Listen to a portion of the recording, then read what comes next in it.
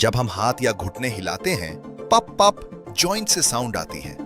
ये sound bones के टकराने से नहीं आती। हमारे जॉइंट्स के बीच एक स्लिपरी लिक्विड होता है जिसे सिनोवियल फ्लूइड कहते हैं। जब हम जॉइंट को अचानक स्ट्रेच या मूव करते हैं तो जॉइंट के अंदर प्रेशर चेंज होता है।